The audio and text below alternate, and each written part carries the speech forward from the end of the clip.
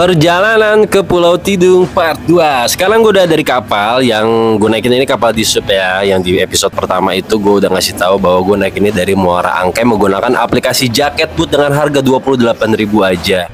Dan ini sekarang gue udah nyampe di Pulau Tidung, tepatnya di dermaga Jembatan Cinta. Itu dermaga yang baru ya. Karena dermaga yang lama itu masih direnovasi. Berikut dengan kantor di subnya juga itu masih direnovasi kalau gue lihat ya. Jadi mungkin beberapa bulan ke depan baru selesai mungkin ya dermaga yang lama itu. Ini adalah kapal di sub yang gue naikin. Ini cukup sampai dengan 30 orangan lebih. Dan akhirnya gue udah sampai di Pulau Tidung. Ini dermaga yang gue datangin ini keren banget ya. Maksudnya ini adalah salah satu dermaga yang keren yang ada di Pulau Seribu, yaitu Pulau Tidung. Ini pantainya juga di sekitar dermaga ini udah rapi banget. Karena terakhir kali gue kesini ini masih dalam pembangunan, masih dalam tahap renovasi. Jadi kayak ditutupin oleh seng-seng gitu. Dan sekarang pasirnya ini udah putih, udah banyak pantai-pantainya, dan pantai juga bersih. Kalau yang gue tahu sih di sekitaran juga itu dibersihin sama masyarakat sekitar yang pemilik warung atau petugas-petugas pembersihan lah ya. Itu semuanya dibersihin sama mereka. Nah, jadi setelah turun dari kapal di sub, kita tuh turunnya di dermaga yang baru. Sini deh kameramen lihat. Dermaga yang baru tuh di sana tuh. Nah, di sana ya tuh. Itu dermaga yang baru. Kelihatan kan? Kelihatan ya? Nah, di dermaga yang baru itu nanti ketika lu turun itu banyak yang namanya bentor ya. Jadi beca motor nih kayak gini nih.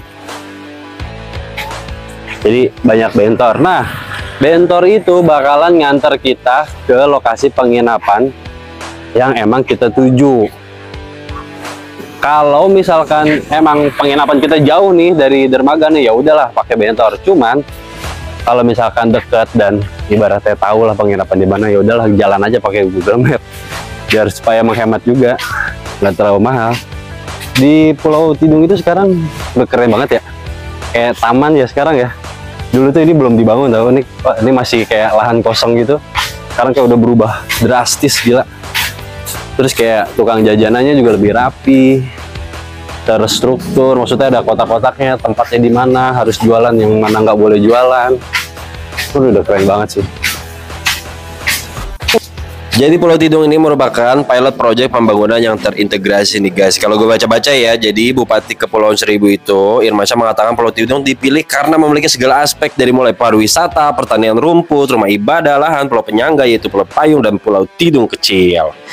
Nah, jadi nantinya akan ada integrasi pembangunan sendiri. Misalkan pembangunan dermaga oleh Sudin Perhubungan ya, nanti juga di sana akan melibatkan Sudin UMKM, penempatan para PKL dan sebagainya. Sini. Gitu loh, sini aja nih. Mas, penginapan Mutiara di mana ya? Jalur saya sih, Pak. Mutiara. Ya, Tidung. Sebelah sini ya? Kanan ya? Kalau mau sepeda ada. Sepeda berapa? Sepeda berapa? 15. 15 ya, Iya. kayak dari dulu sama ya? Iya. 15 ya? Snorkeling mau mancing nggak? Hah? Snorkeling mau mancing? Iya. Berapa? Kalau mau snorkeling alatnya ya 25 alatnya. Jadi setelah menang tender pada Juli 2022 lalu, PT Rudi Jaya berusaha semaksimal mungkin untuk menyelesaikan nih proses revitalisasi dermaga yang ditargetkan akan selesai Desember 2022. Dan mungkin sekarang sepertinya sudah mencapai 55% nih targetnya. Mudah-mudahan cepat selesai guys untuk pembangunan dan revitalisasi di Pulau Tidung. Karena Pulau Tidung ini sumpah ini akan menjadi pulau yang keren banget asli. Kali ini yang tadi gue bilang ini merupakan pilot project. Dan wah ini juga banyak banget ya sekarang. Banyak fasilitas, ada Tidung Plaza, di mana Tidung Plaza ini menyediakan alat-alat olahraga juga untuk pada masyarakat sekitar ataupun turis-turis yang datang ke sini. Tidung Plaza ini bertempatan di depan Polsek dari Pulau Tidung. Polsek Kepulauan Seribu, yaitu Polsek Pulau Tidung.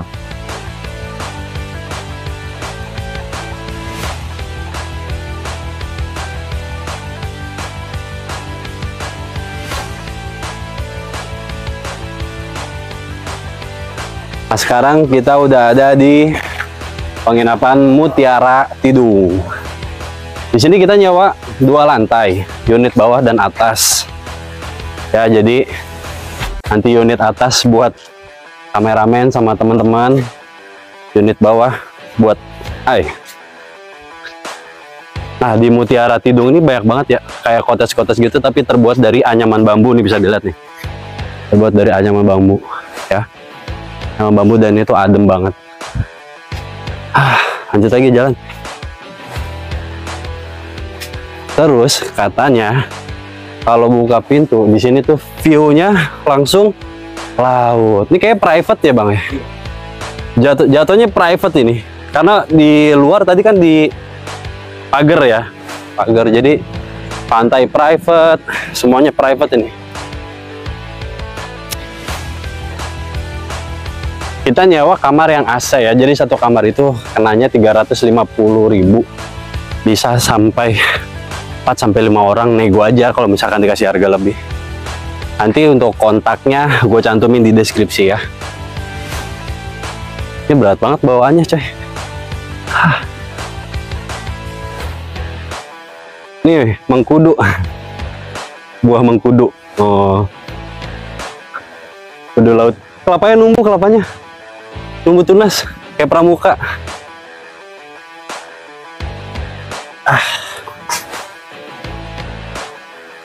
Sama bawah. Ada air panas ya pak? Kasih ya pak. Iya nggak apa-apa. Masjid di mana pak? Belah sana ya. Ya udah. Nggak apa-apa, terus saya naik sepeda ini. Ya. Kasih ya pak. Iya.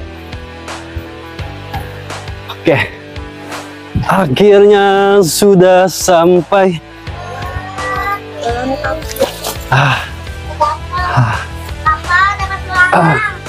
Belalang apa?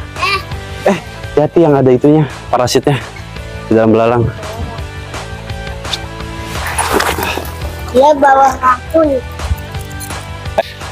Jadi rumah yang gue sewa ini berisikan 2 lantai ya, lantai bawah dan lantai atas. Cuman untuk kamarnya ini tuh luas banget ya, bisa menampung sampai dengan 10 orang sebenarnya ya. Jadi 10 orang itu udah dempet-dempetan banget ya pokoknya. Lebih enak lagi sebenarnya di bawah 10 orang untuk satu kamar. Nah kita lihat di posisi dalam ini ada 3 kasur lantai di bawah dan 1 kasur besar di atas. Ini udah ada AC-nya kamar ini, terus ada fasilitas televisinya juga. Terus di sini juga ada ornamen-ornamen lukisan seperti laut-laut gitu ya. Ini udah keren banget. Pokoknya kalau buat 10 orang itu maksimal banget ya di sini. Cuman disaranin untuk menyewa di bawah 10 orang. Nah, lanjut lagi kita cek kamar mandinya. Kamar mandinya ini juga cukup bersih, cukup lumayan lah ya, proper untuk harga 350.000. Nah 350.000 ini kita udah mendapatkan wastafel, kloset duduk, lalu yang paling keren banget nih airnya nih, lu lihat ya, kenceng banget guys, ini sumpah kenceng banget. Dan showernya juga puas banget ya, kalau lu habis mandi dari pantai lengket terus lu mau bersih-bersih pakai air putih tuh, air tawar tuh keren banget ini ya. Lalu kita cek lagi pemandangannya. Jadi kalau lu duduk-duduk di balkon di depan rumah ini langsung view-nya itu laut, dan ini private guys. Jadi nggak ada pengunjung yang bisa masuk ke sini kecuali yang menyewa di sini. Oke, sekarang kita mau mancing. Kita coba tes mancing di Pulau Tidung nih kayak gimana ya. Di sini gue pakai umpan sejenis cacing. Kalau misalkan di gue sih kenalnya tembuluk ya, tapi kalau di sini wawa ya bang. Wawa, bilangnya sini wawa. Umpannya kayak gimana nanti dicek aja nih umpannya. Nah itu tuh kita pakai kapal itu tuh. Nah yang itu tuh lumayan sih kapal. Nih dia umpannya nih. Nih ini tuh cacing pasir nih ya, cacing pasir nih, pasir. Dan ini gerak guys, lihat guys, gerak tuh. Lihat. Ada kasih ke omnya. Nah jadi itu adalah umpannya. Kita lihat nih seberapa banyak ikan yang kita dapat. Apakah lebih mudah memancing ikan yang ada di pasar malam yang pakai magnet? Oke, kita lanjut aja, kita naik kapal dulu ya.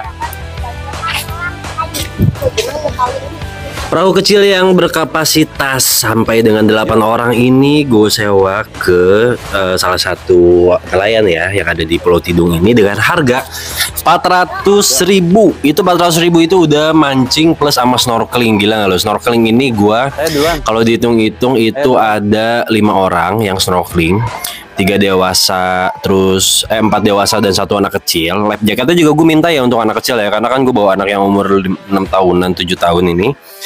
Jadi dia dapat life jacket sendiri. Nah, terus untuk mancingnya ini gue dikasih jatah sama umpan hawa-hawa itu ya sekitar seperempat kilo lah. Seperempat kilo itu udah lumayan lah buat mancing menurut gue sih, karena hawa-hawa ini lebih amis ya baunya. Jadi gue membagi waktu. Mancing mania, makin dalam makin jos, acak cik jos. Jadi ada 2 kegiatan, ada mancing sama ada snorkeling. Cuman yang pertama kali kita duluin itu mancingnya. Kalau misalkan kita udah selesai mancing, baru kita fokus ke snorkeling. Karena kalau kita snorkeling dulu badan udah basah, lu mancing masuk angin, kena angin itu, mending boy. Kita mau ke arah payung kecil nih sekarang ya. Ke arah payung kecil. Kita pakai masker dulu panas. Dan kalau kalian misalkan mau bawa joran sendiri ke sini tuh lebih di apa ya namanya, lebih diutamakan lah gitu ya. Kecuali kalian misalkan emang mau mancing menggunakan tangan seperti nelayan yang ngebantu gua mancing. Nah, kalau menurut gue sih menggunakan reel itu, kalau reelnya pas banget, cocok di ujungnya itu nggak terlalu tebel gitu ya, nggak terlalu thick banget, itu enak nih, enak gentaknya si ikannya sih.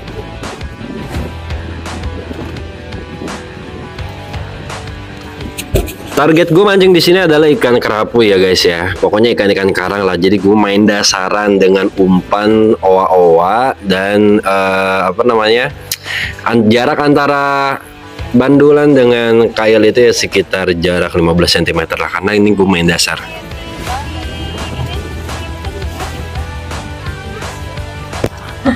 Dan juga mancing ini merupakan salah satu keinginan dari anak gue sih sebenarnya ya, yaitu si Jehan nih. Jadi dia tuh pengen banget, Pak ikut dong mancing gitu kan ke pulau. Nah gue ngerasa sih gila, mancing di laut beneran kuat nggak gitu, dan kerennya untungnya anak gue yang umur 5 tahun ini bodinya tuh kuat banget, fit alhamdulillah. Jadi nggak muntah, malah ibunya yang muntah. Jadi keren deh. Mungkin gue bakalan ngajak dia lagi kalau mancing di pulau nanti ya. Dapet tuh, ih lucu banget ikannya.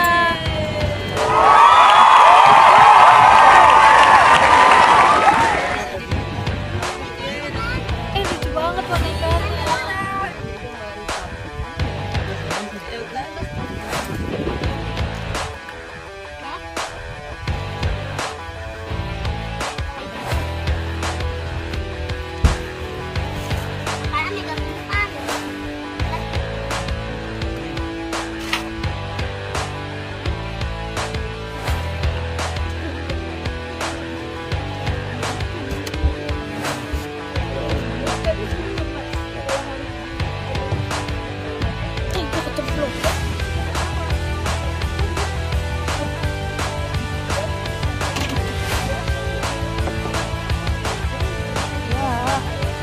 Dapet tuh, lucu banget.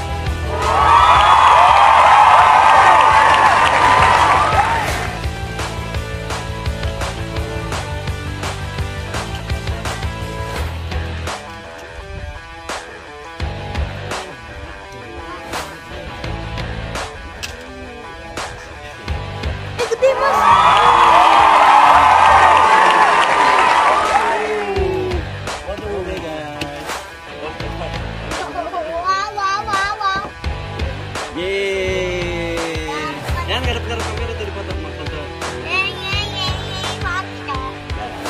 Inilah dia hasil nangkap mancingnya, lumayan ya guys ya buat makan malam. Dan untuk makan malam ini ikannya ini semuanya gue bakar karena gue bosan banget digoreng. Untuk bakar ini gue ngasih ke abangnya itu sekitar 80 ribuan lah. 80 ribuan itu udah plus nasi 8 porsi dan sudah dibakarin alat-alatnya dari abangnya deh. Pokoknya puas banget ya 8 ribu. Ini murah banget ya guys ya. Jadi makan dari hasil pancing seger habis.